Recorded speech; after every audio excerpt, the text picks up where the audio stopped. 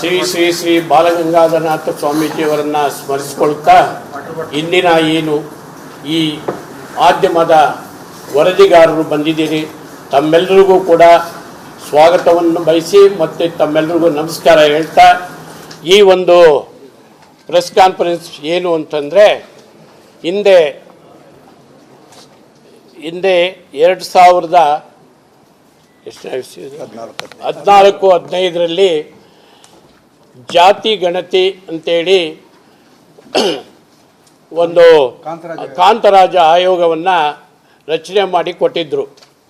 ಅದು ನಮಗೆ 2015ರಲ್ಲಿ ಆಗ ಅಂತ ಇವತ್ತಿಗೆ 10 ವರ್ಷಗಳು ತುಂಬಿದೆ.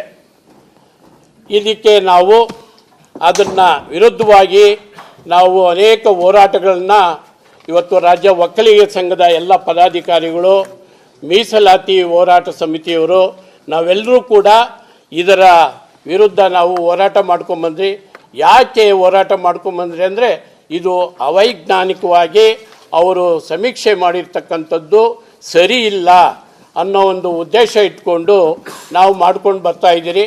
ಆದರೆ ಮಾನ್ಯ ಮುಖ್ಯಮಂತ್ರಿಗಳು ಮೊನ್ನೆ ತಾನೇ ಕ್ಯಾಬಿನೆಟಲ್ಲಿ ಇಟ್ಟು ನಾನು ಅದನ್ನು ಪರಿಶೀಲಿಸಿ ಜಾರಿಗೆ ತರ್ತೀನಿ ಅನ್ನೋ ಒಂದು ಮಾತನ್ನು ಹೇಳಿದ್ದಕ್ಕೋಸ್ಕರ ಒಂದು ವಾರದೊಳಗೆ ಅದಕ್ಕೆ ನಾವು ಇವತ್ತು ಆತುರವಾಗಿ ಈ ಒಂದು ಪ್ರೆಸ್ ಕಾನ್ಫರೆನ್ಸ್ ಕರೆದು ಅದನ್ನು ಬಿಡುಗಡೆಗೊಳಿಸಬಾರ್ದು, ಅದರಲ್ಲಿ ಅನೇಕ ನ್ಯೂನ್ಯತೆಗಳಿದ್ದಾವೆ ಅನ್ನೋ ಒಂದು ಇದನ್ನು ಇಟ್ಕೊಂಡು ಇವತ್ತು ನಾವು ಪ್ರೆಸ್ ಕಾನ್ಫರೆನ್ಸನ್ನು ಕರೆದಿದ್ದೀರಿ.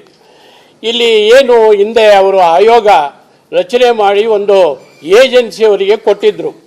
ಏಜೆನ್ಸಿಯವರು ಸರಿಯಾಗಿ ಮನೆ ಮನೆಗೂ ಹೋಗಿ ಮತ್ತು ಹಳ್ಳಿಗೂ ಹೋಗಿ ಪಟ್ಟಣದಲ್ಲಿರ್ತಕ್ಕಂಥ ಗಲ್ಲಿಗಳಿಗೂ ಹೋಗಿ ಅವರು ಸಮೀಕ್ಷೆ ನಡೆಸಿ ಸರಿಯಾದ ರೀತಿ ಮಾಹಿತಿಗಳನ್ನ ಕೊಟ್ಟಿಲ್ಲ ಅನ್ನೋದು ನಾವು ಅನೇಕ ಜನಗಳ ಹತ್ರ ಕೇಳ್ಪಟ್ಟಿದ್ದೀರಿ.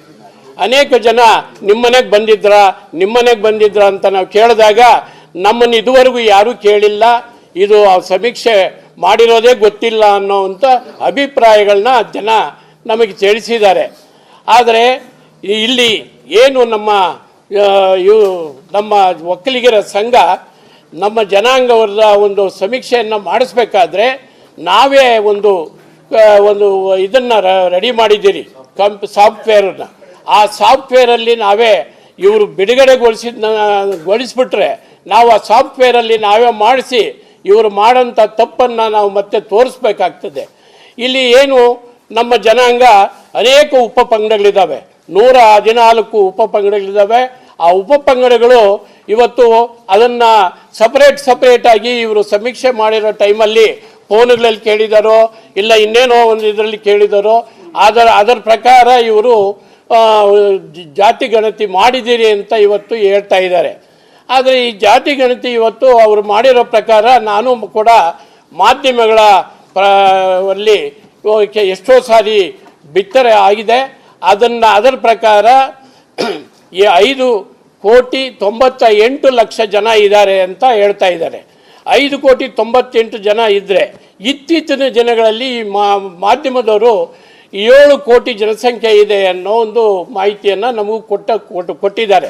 ಯಾವ ರೀತಿ ಅದು ಆಧಾರ ಕಾರ್ಡ್ ಏನಿದೆಯೋ ಆಧಾರದ ಪ್ರಕಾರ 7 ಕೋಟಿ ಇದ್ದಾರೆ ಅಂತ. ಹಾಗಾದರೆ 1 ಕೋಟಿ ಜನ ಹೆಚ್ಚಿಗೆ ಇದ್ದಾರಲ್ಲ, ಅವರು ಯಾರು? ಅವ್ರನ್ನ ಹೆಂಗೆ ನೀವು ಜಾತಿ ಗಣತಿ ಕರೆಕ್ಟಾಗಿ ಮಾಡಿದ್ದೀರಿ ಅನ್ನೋದಕ್ಕೆ ಏನು ಪ್ರೂವ್ ಇದೆ ಅನ್ನೋ ಒಂದು ಮಾತನ್ನು ನಾವಿವತ್ತು ಅವ್ರನ್ನ ಕೇಳಬೇಕಾಗ್ತದೆ. ಇಲ್ಲಿ ಇನ್ನೊಂದು ಏನು ವಿಷಯ ಅಂದರೆ, ಇಲ್ಲಿ ಅನೇಕ ಸಮುದಾಯಗಳಿಗೆ ಸಮಾಜದವರಿಗೆ ಇದರಿಂದ ತೊಂದರೆ ಆಗ್ತಾ ಇದೆ. ನಾವು ಕೂಡ ವೀರಶೈವ ಲಿಂಗಾಯತರವ್ರ ಹತ್ರ ಕೂಡ ಈಗಾಗಲೇ ನಮ್ಮ ಮೀಸಲಾತಿ ಹೋರಾಟಗಾರರ ಸಮಿತಿಯವರು ನಾವು ಕೂಡ ಹೋಗಿ ಮಾತನಾಡಿದ್ದೀರಿ. ಅವರ ಜೊತೆಗೆ ಇನ್ನೂ ಯಾವ್ಯಾವ ಸಮಾಜದವರಿಗೆ ಅನ್ಯಾಯ ಆಗಿದೆಯೋ ಆ ಎಲ್ಲ ಸಮಾಜದವ್ರನ್ನ ನಮ್ಮ ಜೊತೆಲಿ ಇಟ್ಕೊಂಡು ಈ ಒಂದು ವರದಿಯನ್ನು ಬರಬಾರ್ದು. ಯಾಕೆ ಅಂದರೆ ಇದು ಈಗಾಗಲೇ 10 ವರ್ಷ ಆಗಿದೆ. 10 ವರ್ಷ ಹಿಂದೆ ಮಾಡಿರ್ತಕ್ಕಂಥ ವರದಿ ಏನು 1995 ಏನು ಕಾಯ್ದೆ ಇದೆಯೋ ಆ ಕಾಯ್ದೆ ಪ್ರಕಾರ ಯಾವುದೇ ಕಾರಣಕ್ಕೂ ಇದನ್ನು ಇಂಪ್ಲಿಮೆಂಟ್ ಮಾಡೋಕ್ಕೆ ಬರಲ್ಲ. 10 ವರ್ಷಕ್ಕೊಮ್ಮೆ ಪ್ರತಿ ವರ್ಷ ಪ್ರತಿ 10 ವರ್ಷಕ್ಕೆ ಮಾಡಬೇಕು ಅನ್ನೋ ಒಂದು ಕಾಯ್ದೆ ಇದೆ. ಆ ಕಾಯ್ದೆನ ಮೀರಿಸಿ ಇವರು ಈ 10 ವರ್ಷ ಆದರೂ ಕೂಡ ಅದನ್ನು ಇವತ್ತು ಜಾರಿಗೆ ತರಬೇಕು ಅಂತ ಹೋರಾಟ ಮಾಡ್ತಾ ಇದ್ದಾರೆ. ಅದಕ್ಕೆ ನಾವು ಯಾವುದೇ ಕಾರಣಕ್ಕೂ ಇದನ್ನು ಬರದ ರೀತಿಯಲ್ಲಿ ನಾವು ನೋಡಿಕೊಂಡು ನಾವು ಹೋರಾಟ ಮಾಡ್ತೀರಿ. ಇದಕ್ಕೆ ಯಾವ್ಯಾವ ಸಮಾಜದವರಿಗೆ ಏನೇನು ಅನ್ಯಾಯಗಳಾಗಿದೆಯೋ ಅವ್ರನ್ನೂ ನಮ್ಮ ಜೊತೆ ಸೇರಿಸ್ಕೊಂಡು ಮುಂದಿನ ದಿನಗಳಲ್ಲಿ ಹೋರಾಟ ಮಾಡ್ತೀರಿ. ಇದು ಏನು ಭಾನುವಾರ ನಮ್ಮ ಸಮುದಾಯದ ಎಲ್ಲ ಸ್ವಾಮೀಜಿಗಳನ್ನ ಎಲ್ಲ 12ನೇ ತಾರೀಕು ನಿರ್ಮಲಾನಂದ ಸ್ವಾಮೀಜಿಯವರು, ನಂಜಾವಧ ಸ್ವಾಮೀಜಿಯವರು ಮತ್ತು ನಿಶ್ಚಲಾನಂದ ಸ್ವಾಮೀಜಿಯವರಿಗೆ ಆಹ್ವಾನ ಈಗಾಗಲೇ ಕೊಟ್ಟಿದ್ದೀರಿ. ನಾವು ಇಲ್ಲೇನು 35 ಜನ ಕಾರ್ಯಕಾರಿ ಸಮಿತಿಯವರು ಮತ್ತು ನಮ್ಮ ಪಕ್ಷ ಭೇದ ಬಿಟ್ಟು ಎಲ್ಲ ಪಕ್ಷಗಳ ಮುಖಂಡರುಗಳನ್ನು ಕೂಡ ಭಾನುವಾರ ಮಧ್ಯಾಹ್ನ 12 ಗಂಟೆಗೆ ಇಲ್ಲಿ ಸಭೆ ಮಾಡಿ ಈ ನಮಗೆ ಆಗ್ತಾ ಇರೋಂಥ ಅನ್ಯಾಯಕ್ಕೆ ನಾವು ಹೋರಾಟ ಮಾಡಬೇಕು ಅಂಥೇಳಿ ಇವತ್ತು ನಾವು ಭಾನುವಾರ ಆ ಸಭೆಯನ್ನು ಕರೆದಿದ್ದೀರಿ. ತಾವು ಕೂಡ ಬಂದು ಆ ಒಂದು ವರದಿಯನ್ನು ನೀವು ಮಾಡಬೇಕು. ಇಲ್ಲದೇ ಇದ್ದರೆ ನಮಗೆ ಅನ್ಯಾಯ ಆಗ್ತದೆ ಅನ್ನೋ ಒಂದು ಇದಕ್ಕೋಸ್ಕರ ಇಷ್ಟೆಲ್ಲ ನಾವು ಹೋರಾಟ ಮಾಡ್ತಾ ಇದ್ದೀರಿ. ಮತ್ತು ಏನು ನಮ್ಮ ಸಮಾಜದ ಮತ್ತು ವೀರಶೈವವರು ಮತ್ತು ಇನ್ನು ಬೇರೆ ಸಮಾಜದವರು ಎಲ್ಲ ಒಟ್ಟಿಗೆ ಸೇರಿಸಿ ನಾವು ಹೋರಾಟ ಮಾಡೋಕ್ಕೆ ಮುಂದಿನ ದಿನಗಳಲ್ಲಿ ನಾವು ಎಲ್ಲ ವ್ಯವಸ್ಥೆಗಳನ್ನು ಮಾಡ್ಕೊಂಡಿದ್ದೀರಿ, ಮಾಡ್ತೀರಿ. ಈಗ ನೀವು ಮಾತಾಡ್ತೀರಾ ಸರ್? ಈಗ ನಿಮ್ಮ ಪ್ರಕಾರ ಎಷ್ಟು ಜನ ಇದ್ದಾರೆ ಒಕ್ಕಲಿಗರು ರಾಜ್ಯದಲ್ಲಿ? ಆಮೇಲೆ ವರದಿ ಇನ್ನೂ ಪ್ರಕಟ ಆಗಿಲ್ಲ. ಮತ್ತೆ ಹೇಗೆ ಹೇಳ್ತೀರಿ ಅದರಲ್ಲಿ ಎಷ್ಟಿದೆ ಅಂತ? ನಾನು ಒಂದು ನಿಮಿಷ ಮಾತಾಡಿ. ನಮ್ಮ ಶ್ರೀಕಂಠಯ್ಯ ಒಕ್ಕಲಿಗರ 2 ಪಾಯಿಂಟ್ ನನಗೆ ಬಹಳ ಪ್ರಮುಖವಾಗಿ ಹೇಳಕ್ಕೆ ಇಷ್ಟಪಡ್ತೇನೆ. ಯಾಕೆ ಅಂತಂದ್ರೆ ಯಾವುದೇ ಒಂದು ಸಮೀಕ್ಷೆ ಮಾಡೋದು ನಿಖರವಾದ ಒಂದು ಮಾಹಿತಿ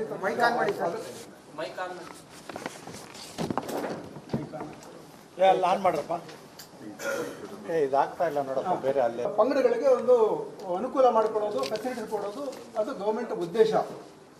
ಆದರೆ ಇವರು ಬೇಸಿಕ್ ಆಗಿ ಎಲ್ಲಿ ಎಡವಿದ್ದಾರೆ ಅಂತ ಹೇಳಿದ್ರೆ, ಅವರು ಸಮೀಕ್ಷೆ ಮಾಡಬೇಕಾದ್ರೆ ಮೋರ್ ದನ್ 40% ನಮ್ಮ ಮನೆಗೆ ಹೋಗೇ ಇಲ್ಲ. ಎಲ್ಲೋ ತಾವೆಲ್ಲ ಹಳೆ ಪೇಪರ್ಗಳು ತೆಗೆದು ನೋಡಿ, ಆ ಕಾಲದ್ದು ನಾವು ಇತ್ತೀಚೆಗೆ ನೋಡಿರೋದು ಎಲ್ಲ ಮಕ್ಕಳುಗಳು ಬರೆದು ತುಂಬಿಕೊಂಡು ನೀವು ಪೇಪರ್ ಮೇಲೆ ಫೋಟೋಗ್ರಾಫ್ ತಗೊಂಡು ಹಾಕಿದ್ದಾರೆ. ಹಾಗಾಗಿ ಇಟ್ಸ್ ಕುಕ್ಕರ್ ಡೇಟಾ, ಕರೆಕ್ಟಾಗಿ ಮಾಹಿತಿ ಇಲ್ಲ. ಅಂತಹ ನಿಖರವಾದ ಮಾಹಿತಿ ಇಲ್ಲ, ಡೇಟಾ ರಿಜೆಕ್ಟ್ ಮಾಡಿ ಅಂತ ಹೇಳ್ತಾ ಇದ್ದೀವಿ. ಒಂದು. ಎರಡನೇದು, ಬ್ಯಾಕ್ವರ್ಡ್ ಕ್ಲಾಸ್ ಕಮಿಷನ್ ಆಕ್ಟ್ 1995 ಪ್ರಕಾರ ಪ್ರತಿ 10 ವರ್ಷಕ್ಕೊಮ್ಮೆ ಸಮೀಕ್ಷೆ ಮಾಡಬೇಕು ಅಂತಿದೆ. ಯಾಕೆ ಅಂದರೆ ಪ್ರತಿ 10 ವರ್ಷಕ್ಕೊಮ್ಮೆ ಸಾಮಾಜಿಕ ಪರಿಸ್ಥಿತಿ, ಶೈಕ್ಷಣಿಕ ಪರಿಸ್ಥಿತಿ ಬೇರೆ ಬೇರೆ ಪಂಗಡಕ್ಕೆ ಚೇಂಜ್ ಆಗುತ್ತೆ. ಹಾಗಾಗಿ ನಾವೇನು ಹೇಳ್ತಾ ಇದ್ದೀವಿ, ಈಗಾಗಲೇ 10 ವರ್ಷ ಆಗೋದು, 14 24 ಆಗೋದು, 10 ಇಯರ್ಸ್ ಮೇಲಾಗೋಯಿತು. ಇಂತಹ ಔಟ್ಡೇಟೆಡ್ ಹಳತಾದಂತ ಇಂಪ್ಲಿಮೆಂಟ್ ಮಾಡಬೇಡಿ ಅಂತ ಹೇಳ್ತಾ ಇದ್ದೀವಿ. ನಾವೇನು ಇದನ್ನು ಮಾಡಬೇಡಿ ಅಂತ ಹೇಳ್ತಾ ಇಲ್ಲ. ಹೊಸದಾಗಿ ನೀವು ಬಿಹಾರದಲ್ಲಿ ಮಾಡಿದ್ದಾರೆ, ಜಿಯೋ ಟ್ಯಾಗಿಂಗ್ ಮಾಡಿ, ಪ್ರತಿ ಮನೆಗೂ ಜಿಯೋ ಟ್ಯಾಗಿಂಗ್ ಮಾಡಿ ಡಿಜಿಟಲಿ ಮಾಡಿದ್ದಾರೆ. ನಿಖರವಾಗಿ ಮಾಡಿ, ಯಾವ್ದಾದ್ರು ರಿಪೋರ್ಟ್ ಬರಲಿ, ಏನು ತೊಂದರೆ ಇಲ್ಲ. ನನಗೊಂದು ಗೊತ್ತಿಲ್ಲ ಸರ್ಕಾರ ಯಾಕೆ ಇಷ್ಟೊಂದು ತರಾತುರಿ ಅಂತ, ಹಳತಾದ್ದು ಔಟ್ಡೇಟೆಡ್ ಅವೈಜ್ಞಾನಿಕವಾದ ವರದಿ ಯಾಕೆ ಮಾಡ್ತಾರೆ ಅಂತ ಕೂಡ ಗೊತ್ತಿಲ್ಲ. ಇಂಥ ಸರ್ಕಾರ ಗೊತ್ತು, 10 ವರ್ಷ ಆದ್ಮೇಲೆ ರಿಜೆಕ್ಟ್ ಮಾಡಿ ಹೊಸದು ಮಾಡ್ಬೇಕಂತ ಮಾಡಿ ನಾವು ಕೇಳಿ ಹೊಸದಾಗಿ ಮಾಡಿದ್ದು ಕೇಳ್ತಾ ಇದೀವಿ ಅಷ್ಟೇ. ಒಂದು ನಿಮಿಷ ಅಧ್ಯಕ್ಷರ ಅನುಮತಿ ಮೇರೆಗೆ ನಾನು ಮಾತಾಡ್ತೀನಿ. KG ಕುಮಾರ್ 2016 ಈ ಜಾತಿ ಗಣತಿ ಕಳೆದ ತಿಂಗಳು 18ನೇ ತಾರೀಕು ಬಂದಿತ್ತು. ಸೊ ನಾನು ಶಿವರಾಮು ಸಮಾಜ ಸಂಪರ್ಕ ವೇದಿಕೆನೂ ಕೇಸಲ್ಲಿದೆ. ಮತ್ತೆ 3 ಜನ ಹಾಕಿದೀವಿ ನಾವು. ಆ ಕೇಸ್ ಅವತ್ತು 25ನೇ ತಾರೀಕು ಬರುತ್ತೆ. ಸರ್ಕಾರ ಹೇಳಿದೆ ನಾವು ಜಾತಿ ಗಣತಿಯನ್ನ ಮಾಡಿಲ್ಲ. ನಾನು ಹೇಳಿಲ್ಲ, ಸರ್ಕಾರ ಅಫಿಡವಿಟ್ ಹಾಕಿರೋ ಕೋರ್ಟ್ಗೆ ನಾನು ನಿಮ್ಗೆ ಕೊಡ್ತೀನಿ, ಬೇಕಾದ್ರೆ ನಾಳೆ ಬೇಕಾದ್ರೆ ಅಫಿಡವಿಟ್ ಹಾಕಿದ್ದಾರೆ.